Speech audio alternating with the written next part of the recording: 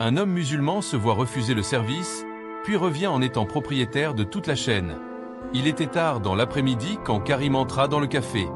Le vent léger soufflait dans les rues animées de la ville, et les gens semblaient absorbés par leur propre monde.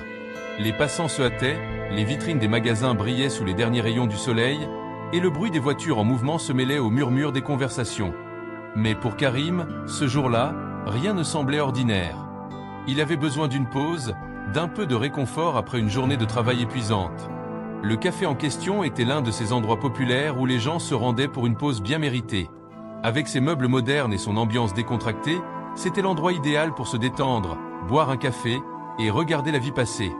Karim entra dans le café, les yeux fixés sur le comptoir, où une file de clients attendait leur commande.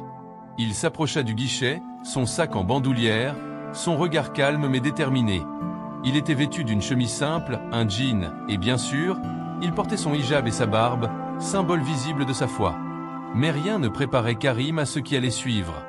La serveuse, une jeune femme au regard froid, lui sourit brièvement en lui demandant ce qu'il voulait. « Un café noir, s'il vous plaît », répondit Karim, la voix calme. Mais alors qu'il s'apprêtait à sortir son portefeuille, la serveuse le fixa d'un regard glacé. « Je suis désolé, mais nous ne pouvons pas vous servir », dit-elle, la voix plate, comme si cela était une règle qu'elle suivait sans poser de questions. Karim la regarda, incrédule. « Comment ça ? Pourquoi ? demanda-t-il, son esprit ne parvenant pas à comprendre ce qui venait de se passer.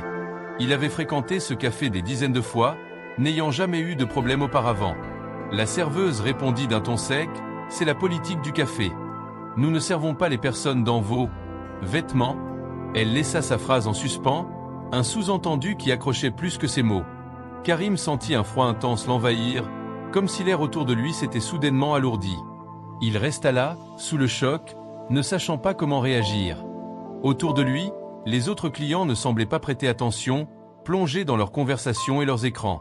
Il chercha du regard un responsable, quelqu'un qui pourrait expliquer cette situation absurde, mais il ne vit que des visages indifférents. La serveuse, elle, se détourna déjà pour servir un autre client, comme si tout cela n'était qu'un incident banal dans sa journée. Karim resta là, quelques secondes, figé, ne sachant pas comment réagir. Puis, lentement, il tourna les talons et sortit du café, les mains serrées autour de son sac, son esprit tourbillonnant. Il se retrouva sur le trottoir, l'air frais frappant son visage, mais il n'éprouvait aucune sensation de soulagement. Il ressentait un mélange d'humiliation et de colère. Comment avait-il pu être traité de la sorte ? Comment un simple café pouvait-il lui refuser son droit à une simple boisson, simplement à cause de ses croyances ? Il s'éloigna, marchant sans but dans les rues, jusqu'à ce qu'il se retrouve dans un petit parc tranquille. Là, il s'assit sur un banc, le regard perdu dans le vide. Il pensa à sa famille, à ses parents qui avaient quitté leur pays pour lui offrir une vie meilleure, à ses sacrifices pour obtenir un diplôme, à ses rêves de réussir et de prouver sa valeur. Pourquoi lui ? Pourquoi maintenant ? Cette pensée le hantait. Karim n'était pas naïf, il savait que le monde n'était pas toujours juste. Mais il n'avait jamais imaginé qu'un jour, il serait traité ainsi simplement à cause de son apparence, de sa foi. Il sortit son téléphone de son sac et composa le numéro de son ami, Imad. Celui-ci avait toujours été une oreille attentive, un compagnon de route dans les moments difficiles. L'appel passa, et au bout de quelques secondes, Imad répondit, sa voix familière apaisant Karim instantanément. « Karim, mon frère, ça va ?» demanda Imad. « Pas vraiment, frère », répondit Karim, sa voix tremblante. Il expliqua rapidement ce qui s'était passé au café, son humiliation et la manière dont il avait été rejeté. Imad écouta attentivement, sans l'interrompre. « Écoute, Karim, dit-il enfin. Tu sais quoi ? Ce genre de choses arrive. Mais peut-être qu'il y a une manière de les faire changer. Pourquoi ne pas leur montrer qu'ils ont tort, d'une manière que personne ne pourrait ignorer ?» Karim fronça les sourcils, ne comprenant pas où Imad voulait en venir. « Je veux dire, continua Imad, si tu veux vraiment leur montrer, pourquoi ne pas acheter cette chaîne ? Ils ne pourront plus jamais te rejeter, et tu pourras prouver que leur comportement n'a aucune valeur. » Karim éclata de rire, mais une partie de lui sentit une étrange excitation monter en lui. Acheter cette chaîne ?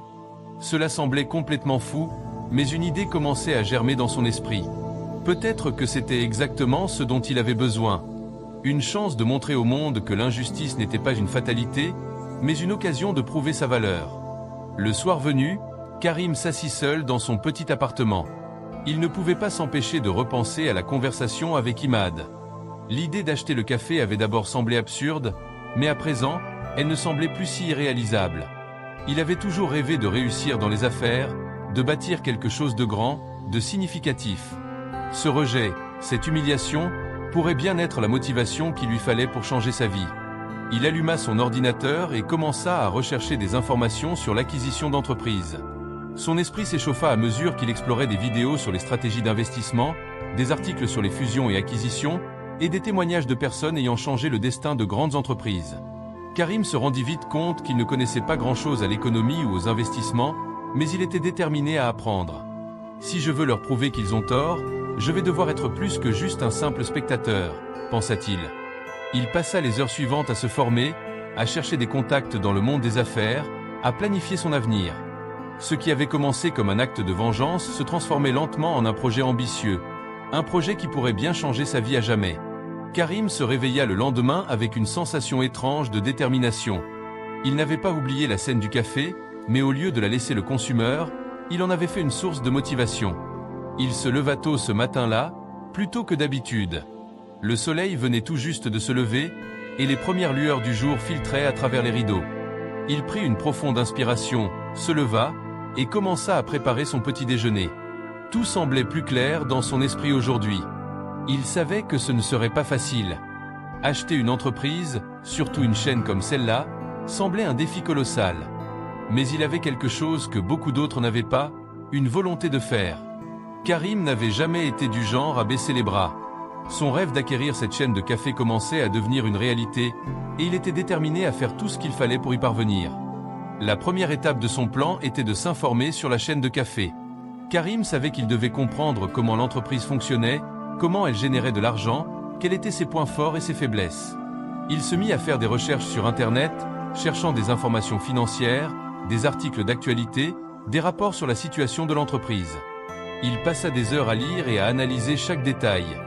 À mesure qu'il en apprenait davantage, il commença à comprendre que ce n'était pas seulement une question d'acheter l'entreprise, mais de savoir la gérer, de comprendre le marché et de gagner la confiance des actionnaires.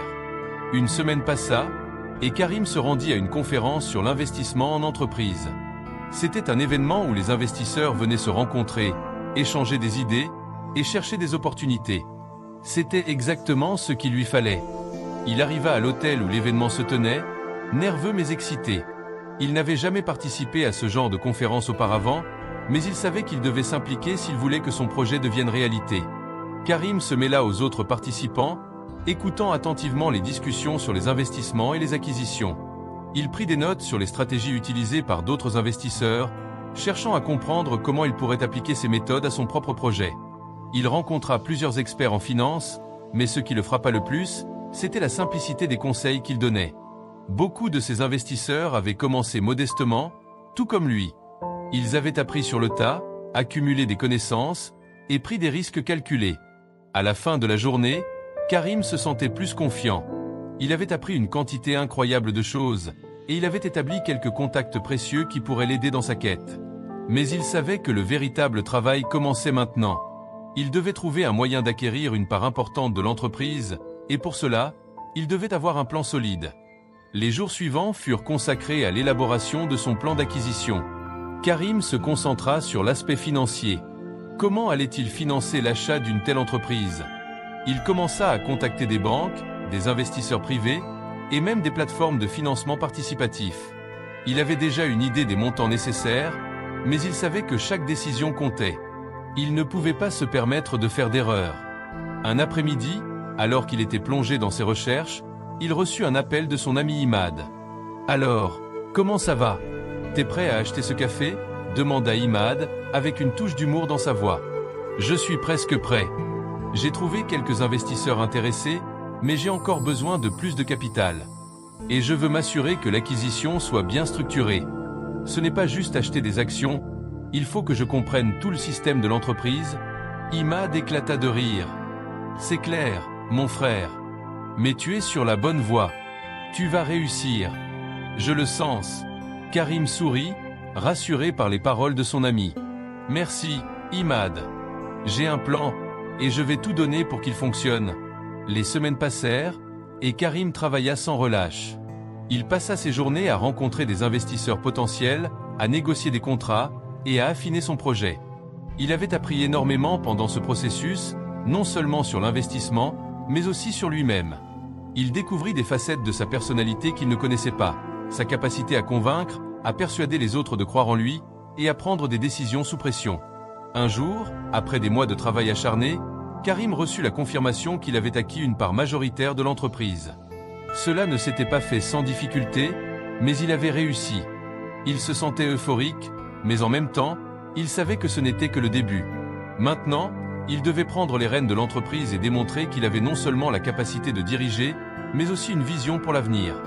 Le jour de l'Assemblée générale des actionnaires, Karim se rendit au siège de la chaîne de café. Il se sentait nerveux, mais il était prêt. Il entra dans la grande salle de conférence, où les dirigeants de l'entreprise se réunissaient autour d'une grande table. Leurs regards se tournèrent vers lui, surpris de le voir là, alors qu'il n'avait jamais été impliqué dans la direction de l'entreprise auparavant. Mais Karim ne se laissa pas intimider. Il savait ce qu'il voulait. Je suis ici aujourd'hui non seulement pour discuter de l'avenir de cette entreprise, mais pour vous rappeler que le monde change. Les gens changent. Et notre entreprise doit refléter ces changements, commença-t-il d'une voix calme, mais ferme. Les actionnaires écoutaient attentivement, mais certains échangeaient des regards sceptiques. Karim savait que l'intégration de nouvelles idées ne serait pas facile. Mais il était prêt à relever le défi. Je crois fermement que cette entreprise doit incarner la diversité, l'inclusion et la tolérance. Nous devons faire en sorte que chaque client, chaque employé, se sente respecté, quelle que soit son origine, sa religion ou son apparence. C'est la seule manière de nous assurer que notre succès ne soit pas temporaire, mais durable. Il marqua une pause, observant les visages autour de lui. Et je suis déterminé à ce que cela devienne une réalité. Les mois suivants furent marqués par des changements profonds dans l'entreprise. Karim mettrait en œuvre une série d'initiatives visant à promouvoir la diversité et l'inclusion, non seulement au sein de l'entreprise, mais aussi dans la manière dont les clients étaient traités. Le personnel d'accueil reçut une formation sur les valeurs de respect et de tolérance. De nouveaux managers furent recrutés pour refléter la diversité des communautés desservies par l'entreprise. Les mois qui suivirent furent cruciaux pour Karim.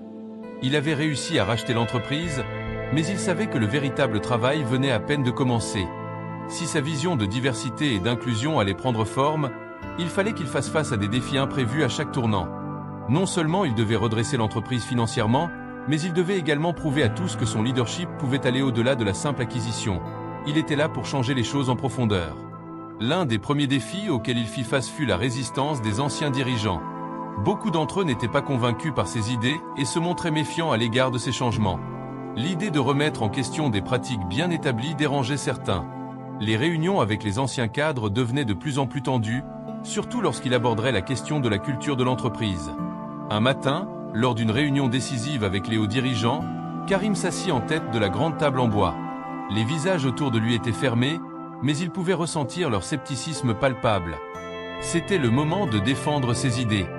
Il savait qu'il avait la vision et la détermination pour faire avancer les choses, mais il devait aussi convaincre ceux qui étaient déjà installés dans leurs habitudes.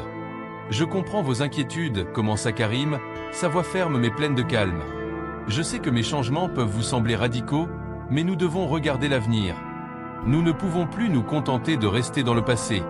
L'entreprise doit être le reflet de notre époque, un endroit où la diversité n'est pas seulement acceptée, mais valorisée. » Il marqua une pause, laissant le silence envahir la pièce. Certains dirigeants échangèrent des regards furtifs, tandis que d'autres se contentaient de le regarder, l'air dubitatif. « Je veux que chaque client, chaque employé, se sente vu et respecté. Nous devons faire en sorte que notre accueil soit exemplaire, que notre personnel reflète réellement la diversité des communautés dans lesquelles nous opérons. Et ce n'est pas qu'une question de morale. C'est aussi une question d'opportunité. En changeant notre approche, nous nous ouvrons à de nouveaux marchés, à de nouvelles perspectives qui feront croître notre entreprise. » La tension dans la pièce était palpable. Karim attendait une réaction. Mais au lieu de réactions hostiles, il reçut une proposition. L'un des anciens cadres, un homme nommé Philippe, prit la parole, d'un ton plus mesuré que les autres. « Karim, je vois où tu veux en venir, dit-il lentement. Mais je crois que tu sous-estimes la difficulté de l'adaptation. Changer la culture de l'entreprise ne se fera pas du jour au lendemain. Beaucoup de nos employés ont été formés d'une manière bien précise. Il y aura des résistances. Et ce n'est pas tout. Une telle transformation pourrait avoir un coût, non seulement en termes financiers, mais aussi en termes de temps et de ressources. Karim répondit calmement. Je sais que cela prendra du temps. Mais c'est une opportunité. Si nous pouvons prouver que cette entreprise respecte pleinement la diversité et qu'elle est prête à s'adapter à la réalité de ses clients, alors nous réussirons. Et je ne vous demande pas de changer du jour au lendemain. Nous commencerons petit, mais nous allons y arriver. La réunion s'acheva sur une note de scepticisme, mais Karim sentait qu'il avait semé une graine. Il savait que la route serait longue et semée d'embûches, mais il n'était pas prêt à abandonner. Les semaines suivantes furent marquées par une série de changements au sein de l'entreprise. Karim décida de réorganiser les équipes, de former le personnel à l'inclusivité et à la gestion de la diversité. Il introduisit de nouveaux protocoles de service, insistant sur le respect des clients et la gestion des conflits dans le cadre d'un accueil plus chaleureux et plus respectueux. Bien sûr, il y eut des résistances, notamment parmi les employés de longue date qui étaient habitués à une culture différente, plus froide et distante. Pour surmonter cela, Karim organisa des séances de formation pour tous les employés, y compris les anciens membres de l'équipe dirigeante. Il leur expliqua non seulement l'importance des changements qu'il voulait apporter, mais aussi les bénéfices économiques et sociaux que ces ajustements apporteraient à l'entreprise. Les premiers mois de mise en œuvre furent difficiles et les résultats n'étaient pas immédiatement visibles. Cependant, Karim savait qu'il ne devait pas se laisser décourager. Il restait concentré, déterminé à prouver que sa vision était la bonne. Un jour, après plusieurs mois de travail acharné, Karim reçut une visite surprise d'un investisseur qui avait pris un grand intérêt pour son entreprise. Il s'appelait Farid, un homme d'affaires influent dans le secteur du commerce de détail, et il avait entendu parler de la transformation de l'entreprise de Karim. « J'ai vu les résultats que vous commencez à obtenir avec cette transformation. Je dois dire que je suis impressionné », dit Farid lors de leur première rencontre. Karim sourit poliment. « Ce n'est qu'un début. Nous avons encore beaucoup de travail devant nous. » Farid le regarda attentivement. « Je veux investir dans votre entreprise. Vous avez une vision forte, et je crois que vous êtes sur le point de réaliser quelque chose de grand. J'aimerais discuter de la possibilité d'investir un montant important pour accélérer votre croissance. » Karim sentit une vague de soulagement l'envahir. C'était une validation de sa vision, une chance de donner un véritable coup de pouce à son projet. « Merci, Farid. Votre soutien signifie beaucoup pour moi, » répondit Karim, un sourire sincère sur le visage. Avec cet investissement, l'entreprise de Karim commença à se développer plus rapidement. Il put ouvrir de nouveaux points de vente dans d'autres villes, et l'entreprise gagna en notoriété. Les campagnes publicitaires sur l'inclusivité attirèrent de nouveaux clients, et les employés, bien que réticents au départ, commencèrent à adopter les nouvelles valeurs de l'entreprise. Le changement était en marche. Les critiques qui avaient au départ mis en doute ces méthodes étaient désormais de plus en plus enthousiastes. Le café de Karim n'était plus simplement un lieu de vente de boissons, mais un symbole de diversité et de réussite. Un soir, alors que Karim se tenait dans l'un de ses nouveaux cafés, il se permit de réfléchir à son parcours. Il avait commencé ce voyage en étant rejeté, humilié dans un petit café par une serveuse impolie. Mais aujourd'hui, il était propriétaire d'une entreprise florissante qui incarnait les valeurs de respect, de tolérance et de croissance. Il avait transformé son échec en une occasion de prouver sa valeur, de donner un exemple à ceux qui doutaient de lui. Les mois passèrent, et Karim se retrouva à la tête d'une entreprise prospère. L'impact de ces changements devenait de plus en plus visible. Il avait réussi à bâtir une réputation solide pour son entreprise, non seulement en tant que chaîne de café, mais aussi en tant que modèle de diversité et d'inclusion dans un secteur où ses valeurs étaient encore considérées comme des idées novatrices. De nombreux autres dirigeants d'entreprises commencèrent à s'intéresser à son modèle et à chercher à apprendre de son succès. Un jour, Karim reçut une invitation pour un événement très attendu dans le monde des affaires. Le prestigieux Forum des entrepreneurs innovants, une conférence internationale où les leaders du secteur du commerce de détail se réunissaient pour discuter des tendances émergentes et des meilleures pratiques, l'avait invité à être l'un des intervenants principaux. Karim savait que cette opportunité était une occasion en or pour montrer au monde entier que son modèle d'inclusivité était non seulement viable, mais qu'il pouvait également transformer l'industrie. Le jour de l'événement arriva, et Karim se rendit à la conférence avec une confiance nouvelle.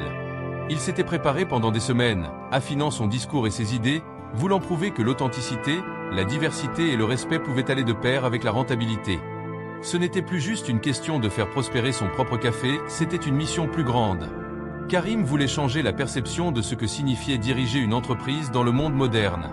Lorsque son tour arriva, il monta sur scène devant une salle comble de dirigeants d'entreprise, de journalistes et d'investisseurs. Il ressentit un petit frisson d'excitation, mais il n'hésita pas. Il commença son discours sur un ton calme, mais il était déterminé à faire entendre son message. Mesdames et messieurs, il est temps de repenser la manière dont nous dirigeons nos entreprises. Trop souvent, nous mettons l'accent sur le profit au détriment de l'humanité. Mais je suis ici pour vous dire que nous pouvons être rentables tout en restant fidèles à nos valeurs de respect, d'inclusivité et de diversité.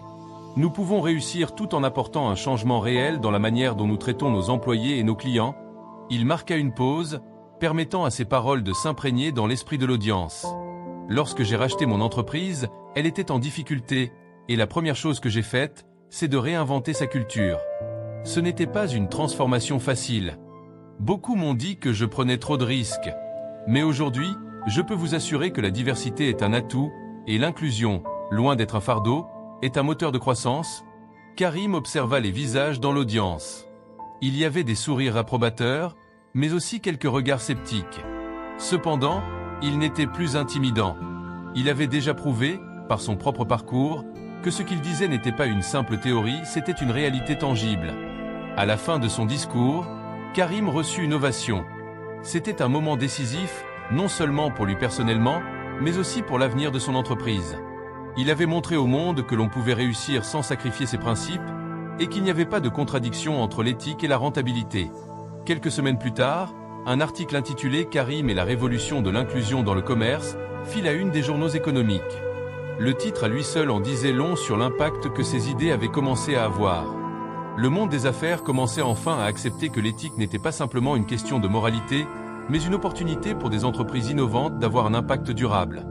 Mais alors que Karim se préparait à savourer ses succès, il savait que le chemin ne serait jamais facile. Bien que sa chaîne de café prospérait, de nouveaux défis se dessinaient à l'horizon. D'autres entreprises concurrentes commençaient à adapter leurs pratiques, imitant en partie son modèle. La compétition devenait plus féroce, et il devait trouver un moyen de rester à la pointe de l'innovation, tout en préservant les valeurs qui avaient fait son succès. Un jour, alors qu'il était dans l'une de ses nouvelles filiales, Karim reçut un appel d'un investisseur majeur, un homme très respecté dans le monde des affaires. L'appel venait de Farid, un homme qu'il avait rencontré au début de son parcours. « Karim, je voulais te féliciter pour tout ce que tu as accompli. Mais il y a quelque chose que tu dois savoir. Une entreprise concurrente vient de lancer une campagne qui reprend les mêmes valeurs que celles que tu défends depuis le début. Ils essaient de capter ton marché. » Karim soupira en entendant cela. Il savait que la concurrence finirait par suivre son modèle. Cela ne le surprenait pas. Ce qui comptait maintenant, c'était la manière dont il allait répondre à cette nouvelle situation. « Je m'en doutais, » répondit Karim avec calme. « Mais je ne vais pas rester là à attendre qu'il me rattrape. Nous allons intensifier nos efforts pour offrir quelque chose de plus qu'un simple modèle de diversité. Nous allons créer une véritable expérience, une communauté autour de nos valeurs. Ce n'est pas seulement une question de stratégie marketing, c'est une question d'authenticité. » Avec ces nouvelles informations, Karim décida de redoubler d'efforts pour renforcer l'image de son entreprise. Il lança une série de campagnes publicitaires qui mettaient en avant l'impact positif de l'inclusivité sur la société. Il chercha aussi à impliquer ses employés dans ce processus, leur offrant des opportunités de développement personnel et professionnel pour les encourager à partager la vision de l'entreprise. Un mois plus tard, les résultats commencèrent à se faire sentir. L'engouement pour son entreprise grandit encore, et la communauté autour de ses cafés se renforça. Les clients étaient non seulement attirés par la qualité des produits, mais aussi par l'authenticité de l'entreprise. Karim n'avait pas simplement racheté un café, il avait créé un mouvement, une marque qui symbolisait quelque chose de plus grand. Karim s'assit, un soir, seul dans l'un de ses cafés, regardant les clients discuter autour de leur café. Il se sentait à la fois épuisé et satisfait. Il avait traversé des épreuves et surmonté des obstacles qui semblaient insurmontables. Mais il avait aussi appris quelque chose d'essentiel. La véritable force ne réside pas dans l'argent ou le pouvoir, mais dans la capacité à rester fidèle à ses principes, même quand tout semble contre nous. Il se leva de sa chaise et s'éloigna du comptoir, son regard se posant une dernière fois sur l'endroit qu'il avait transformé. Il savait que ce n'était que le début. Le monde des affaires avait encore beaucoup à changer, et Karim était prêt à être l'un des moteurs de cette évolution. Quelques mois après l'intensification de la compétition, la pression sur Karim et son entreprise se faisait de plus en plus forte. Le marché des cafés, qui était déjà saturé, devenait de plus en plus difficile à naviguer.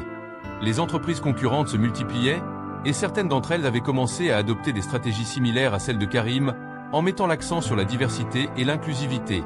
Cependant, il était évident que ces imitations manquaient de la véritable authenticité que Karim avait injectée dans sa propre entreprise. Il savait qu'il devait faire encore mieux. Karim se réveilla un matin en réfléchissant à la façon dont il pourrait à nouveau différencier son entreprise des autres. Il se leva tôt, comme à son habitude, et prit un moment pour méditer sur tout ce qu'il avait accompli jusqu'à présent. Son café était un succès, mais il avait cette sensation persistante qu'il manquait quelque chose. Il se rendit vite compte qu'il avait besoin d'aller au-delà de la simple inclusion des employés et des clients. Il fallait qu'il développe quelque chose de plus personnel, de plus intime pour ses clients. Il se rendit dans l'un de ses cafés, où il s'assit à une table près de la fenêtre, observant les passants. Les discussions autour de lui se mélangeaient, mais il restait concentré sur ses pensées. C'est alors qu'une idée lui traversa l'esprit. Pourquoi ne pas offrir à ses clients une expérience unique? Une expérience qui les connecte non seulement à l'entreprise mais aussi les uns aux autres. Il fallait aller au-delà de la simple consommation de café. Il devait créer un espace où les gens pouvaient se rencontrer, échanger et se sentir soutenus dans leur diversité. Il appela immédiatement son équipe de direction et proposa une nouvelle initiative, les cafés de la communauté. Il voulait transformer ces cafés en véritables lieux de rencontre où les clients pourraient participer à des ateliers, des conférences et des événements qui favorisaient l'inclusion et la diversité sous toutes ses formes. Chaque café deviendrait un centre d'échange, un lieu d'inspiration pour les personnes de tous horizons. Mais ce n'était pas tout. Karim avait une autre idée en tête. Créer un programme où chaque client pourrait bénéficier d'une journée gratuite dans un café s'il avait une histoire inspirante à partager. Par exemple, une personne qui avait surmonté un obstacle majeur dans sa vie ou qui avait contribué de manière positive à sa communauté. Karim savait qu'en offrant cette opportunité, il renforcerait non seulement l'image de son entreprise, mais qu'il inspirerait également les autres à devenir de meilleures versions d'eux-mêmes. Lorsque l'idée fut partagée avec son équipe, certains furent un peu réticents, surtout en ce qui concerne l'aspect des histoires personnelles des clients. Ils avaient des préoccupations concernant la gestion de ces histoires, leur confidentialité et le potentiel de dérive. Cependant, Karim était déterminé. Il leur expliqua que ce programme serait encadré par des règles strictes, garantissant que les histoires seraient respectées et que les participants seraient toujours traités avec dignité et confidentialité. Il savait que cela prendrait du temps pour que cette idée prenne racine, mais il croyait fermement que ce type d'engagement social pouvait véritablement renforcer les liens entre l'entreprise et sa communauté. Les mois passèrent, et l'idée de Karim commença à prendre forme dans plusieurs de ses cafés. À mesure que le programme prenait de l'ampleur, l'impact positif était incontestable. Les événements communautaires se multipliaient. Des personnes de divers horizons venaient partager leurs expériences, et les clients commençaient à se sentir non seulement comme des consommateurs de café, mais aussi comme des membres d'une grande famille. Cette approche commença à se diffuser au-delà des frontières de ces cafés, attirant l'attention des médias et des influenceurs sur les réseaux sociaux. Un jour, alors qu'il était à une réunion avec l'un de ses investisseurs, Farid, celui-ci lui dit avec un sourire admiratif « Karim, tu as bien joué ton coup. Ces événements communautaires sont exactement ce dont l'industrie a besoin. Tu ne te contentes pas de vendre du café, tu vends une idée, une connexion. Et ça va plus loin que n'importe quelle campagne marketing. » Karim acquiesça avec un sourire. « Merci, Farid. Mais il y a encore du travail à faire. Je veux que ce programme devienne une partie essentielle de notre marque. Je veux que chaque client qui franchit nos portes sache qu'il fait partie de quelque chose de plus grand. Et ce n'est pas juste une question de partage de café, c'est de partager des expériences humaines. » Peu après, les premières évaluations des résultats commencèrent à arriver. Le retour des clients était incroyable. Les gens adoraient l'idée de participer à des événements où ils pouvaient raconter leurs histoires et entendre celles des autres. Non seulement cela renforçait le sentiment de communauté, mais cela apportait également une énorme visibilité à l'entreprise. La presse commença à parler de Karim comme d'un entrepreneur visionnaire, capable de transformer une entreprise en un acteur social majeur. Cela ne passa pas inaperçu dans le monde des affaires. Des entreprises concurrentes se mirent à imiter ces initiatives communautaires, et certains grands noms du secteur de la restauration commencèrent à envisager des stratégies similaires. Cependant, Karim savait qu'il ne s'agissait pas de simplement répliquer ce qu'il avait fait. Pour rester en tête, il devait continuer à innover et à évoluer. Un jour, après une réunion avec ses principaux partenaires financiers, Karim fut invité à une soirée de gala organisée par une grande organisation internationale de défense des droits humains. L'événement se tenait dans une salle de bal somptueuse, et les invités étaient des personnalités de l'industrie, des leaders d'opinion et des philanthropes de renom. Karim se sentait un peu hors de sa zone de confort, mais il savait que c'était un endroit où il pourrait partager ses idées avec un public plus large, bien au-delà de son cercle habituel. Lors de cette soirée, il eut l'occasion de discuter avec plusieurs figures influentes de la scène internationale. Beaucoup étaient impressionnés par ses idées sur la diversité et l'inclusivité dans le monde des affaires. Ils lui offrirent des conseils, l'encouragèrent à étendre ses initiatives à une échelle mondiale et lui suggérèrent des moyens d'élargir son réseau. Karim savait que, dans un avenir proche, il pourrait être en mesure de redéfinir non seulement l'industrie du café, mais l'ensemble du secteur du commerce de détail. Cependant, il n'oublia jamais d'où il venait. Son passé, sa lutte et sa mission demeuraient la base solide sur laquelle il avait bâti son empire. C'est dans cette soirée de gala que Karim rencontra une personnalité qui allait marquer un tournant dans son parcours. Il s'agissait d'une femme d'affaires influente, Amira, qui dirigeait une fondation dédiée à l'inclusion des femmes dans les secteurs sous-représentés. Elle lui proposa un partenariat qui pourrait l'aider à ouvrir ses cafés dans des régions où les femmes, en particulier, faisaient face à des obstacles sociaux et économiques. Ce partenariat promettait non seulement d'élargir la portée de son entreprise, mais aussi de soutenir des initiatives communautaires d'une importance capitale. Karim, je crois que nous avons l'opportunité de faire quelque chose d'important ensemble. Nous pourrions utiliser ton réseau et ta plateforme pour aider à améliorer la vie de milliers de femmes dans le monde entier, tout en continuant à développer ton modèle d'entreprise, lui dit Amira. Karim la regarda dans les yeux, la détermination visible dans son regard. Je suis prêt. C'est exactement ce que je veux faire. Ce partenariat fut un nouveau départ pour Karim, et l'entreprise se développa à une échelle qui allait bien au-delà de ce qu'il avait initialement imaginé. Il devint non seulement un entrepreneur reconnu, mais aussi un leader social, un modèle pour ceux qui cherchaient à concilier réussite financière et impact positif.